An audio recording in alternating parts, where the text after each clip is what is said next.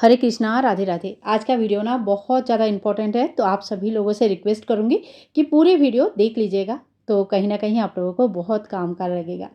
तो घर जो होता है, हमारा घर ऐसा रहता है ना कि जब हम घर पे आते हैं तो हम सुकून-सा महसूस करते हैं, सेफ़ लगता है हमें। हमें लगता है घर में आके बहुत ही आराम हुआ, रिलैक्स हुआ, चैन आया, ठीक है। लेकिन अब कभी-कभी ऐसा होता है जब हम घर पे आते हैं तो हमें ऐसा लगता है कि घर में आने का मन ही नहीं कर रहा है, या घर में आते ही दिमाग एकदम चिड़चिड़ हो गया, एकदम झगड़ा शुरू हो गया, या कोई कारण नहीं है फिर भी बिना मतलब का हम बीमार हो रहे हैं। तो ये कहीं न कहीं है कि हमारे घर में वास्तु दोष हो गया है, या पितृ दोष लग गया है, या तो फिर बुरी नज़र लग गया है, ठीक है। जहाँ तक वास्तु दोष और पितृ दोष की समस्याएँ हैं, इसकी निवारण इतनी जल्दी नहीं होते हैं। रेगुलर बेसिस पे कुछ अच्छी आदतें से आप इनसे मुक्ति पा सकते हैं। लेकिन जब हमारा मतलब कोई नज़र दोष हो जाता है ना, तो हर टाइम टाइम पे हमें घर का नज़र उतारना चाहिए। तो आज का शाम का ये वीडियो है, तो मैंने आप सभी के लिए ये वीडियो लेके आई हूँ। तो आज इस वीडियो में हम देखेंगे कि घर में धूना कैसे करेंगे, और घर की नज़र दोष कैसे उतारेंगे, कब-कब हमें ये धूनी वगैरह करनी चाहिए, वो सारी चीज़ें, ठीक है। ठंडा ना बहुत ज़्यादा हो गया है, बहुत ही ज़्यादा ठंडा हो गया है, तो मैंने आज शाम होने से पहले ही पेड़-पौधों को ढक दिया है। नॉर्मली मैं क्या करती हूँ, पहले धूप-दीप कर लेती हूँ और उसके बाद पेड़-पौधों को ढकती हूँ। लेकिन इस बार जो ना ठंडा इतना हो गया, तो पेड़-पौधों को पहले ही ढक दिया है।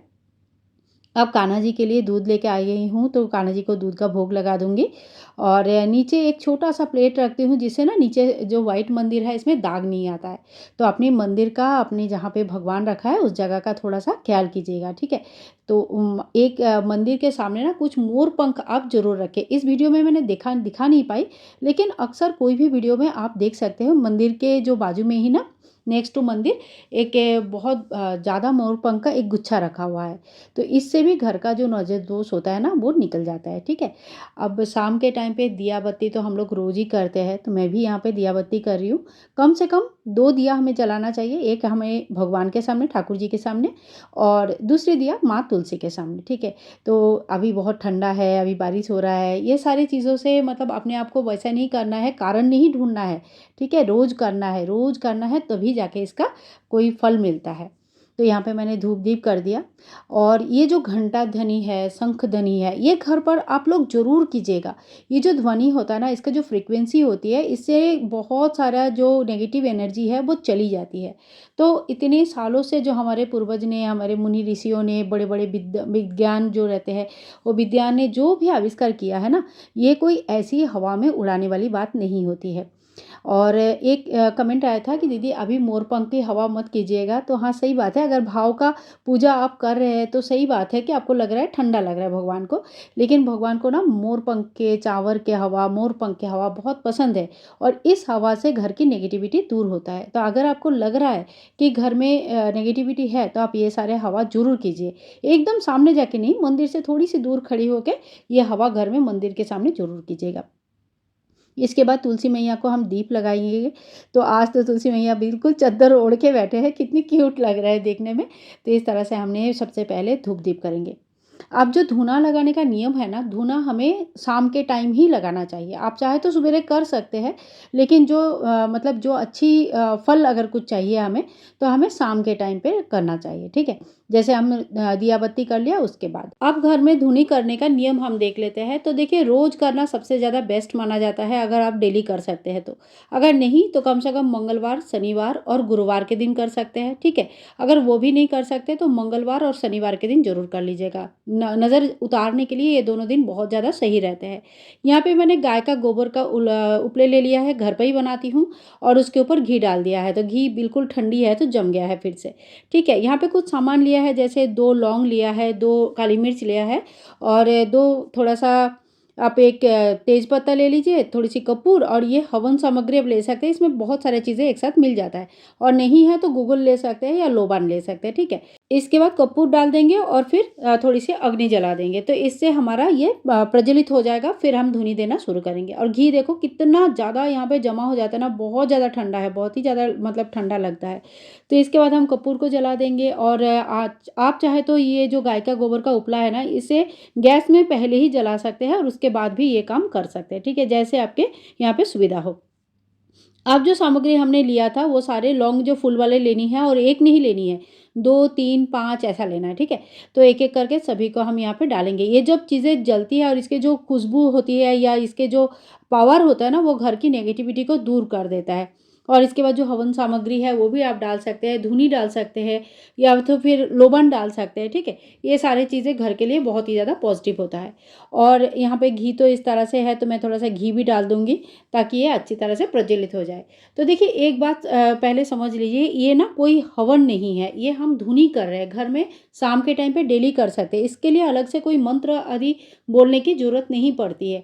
जब हम हवन करते हैं तो वो उसकी प्रोसेस थोड़ी-सी अलग होती है। भले ही हम चीज़ें इसी तरह का यूज़ करते हैं, ठीक है।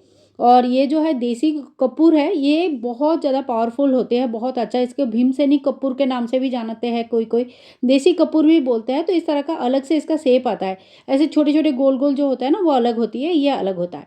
तो ये भी घर में हफ्ते में कम से कम एक बार ज़रूर जलाइए। कपूर से और लौंग कपूर से जो आरती होती है, वो भी आप मॉर्निंग के टाइम पे कर सकते हैं। इससे भी घर के जो अगर बहुत ज़्यादा नेगेटिविटी लग रहा है ना, तो वो चली जाती है। अब सबसे पहले ये जो हमने प्रज्वलित किया है, ये भगवान के सामने इसी से आरती करेंगे, ठीक है। आरती होने के बाद थोड़ी-सी वेट कीजिएगा तो ये अपने आप ही शांत हो जाता है। और इससे जब धुआँ निकलने लगता है, तो ये जो धुआँ होता है ना, ये बहुत ही पावरफुल धुआँ होता है। आप चाहे तो इसमें जब धुआँ निकलने वाले होते हैं ना, इसमें धूनी डाल दीजिए। जैसे जो धुनी आता है ना, धुनी में का लिंक मैं दे दूँगी, आप लोग अगर नहीं जानते हैं तो लोबन हो कहते हैं उसे, ठीक है। उसका लिंक मैं दे दूँगी, उसमें चेक कर लीजिएगा। उससे बहुत ही बढ़िया धुनी का जो है ना धुआँ निकलता रहता है।